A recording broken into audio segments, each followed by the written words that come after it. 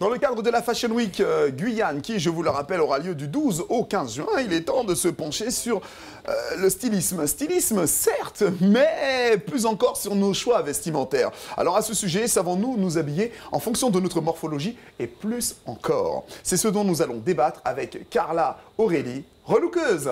Bonsoir. Bonsoir, monsieur.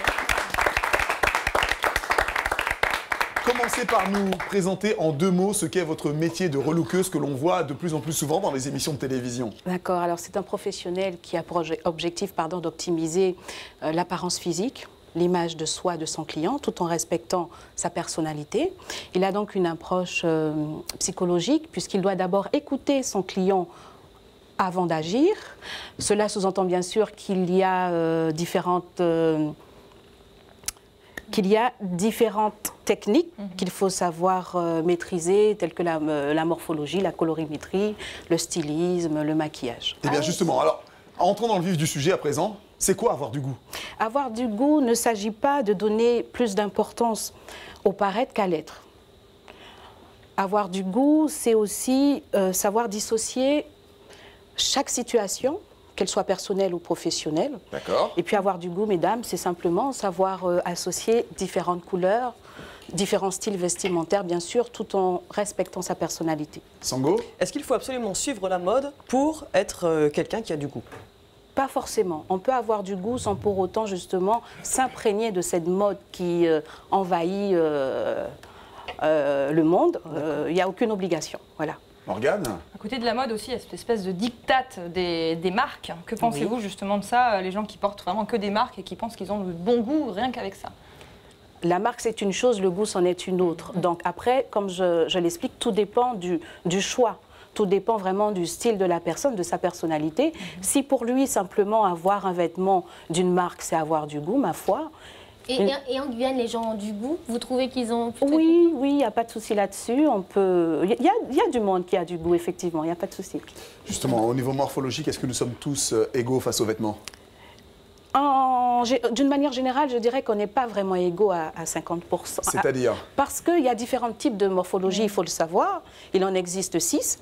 Et qu'il y a aussi, dans le commerce, il y a différents types, différentes formes de vêtements.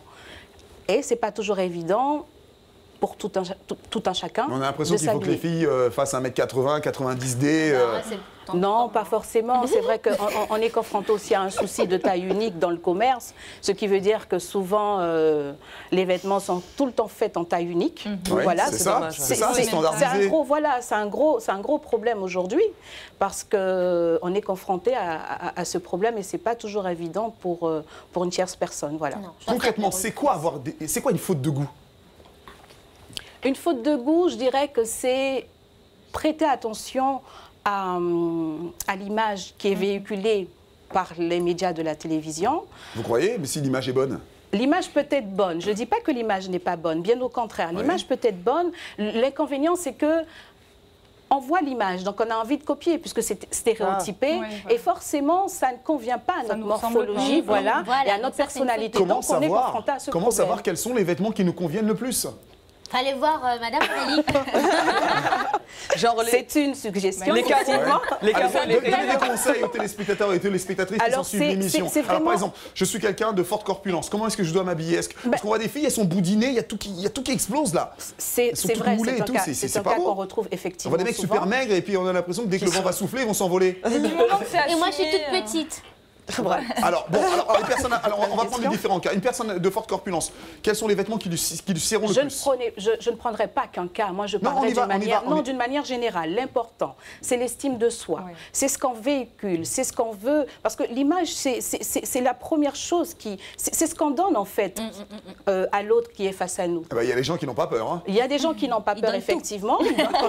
Il y a des gens qui n'ont pas peur. Il y a des gens qui s'assument aussi, hein, parce qu'ils peuvent être, comme vous le dites, assez rangs, mais qui n'osent pas qui osent mettre le ventre dehors. Comment est-ce qu'on peut savoir si on est bien habillé ou pas? Parce qu'on a toujours l'impression qu'on est au top du top. On a l'impression qu'on est au top du top. Les carreaux et les rayures.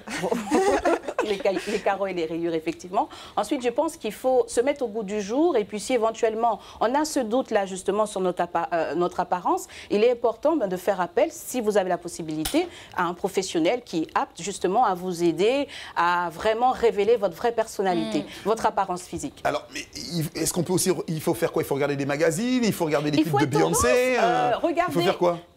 Il faut regarder. Tout en regardant, ça ne veut pas dire copier aussi. D'accord, vous êtes d'accord? Prendre ce qui vous plaît, ce qui vous semble, voilà, ce qui vous semble aller par rapport à votre physique et vous l'adapter. Oui, parce que finalement, la mode, n'est-ce pas aussi une façon de s'exprimer, de dire qui on est à travers cette Tout à fait, tout à fait. Et tout en sachant que l'habit, Ouais. ça fait des siècles et des siècles que nous communiquons justement. C'est la première communication d'un homme à un autre, l'habit, voilà, en fonction de sur l'habit. ces bonnes phrases que nous allons conclure cette discussion. Merci beaucoup, Bernard Aurélie.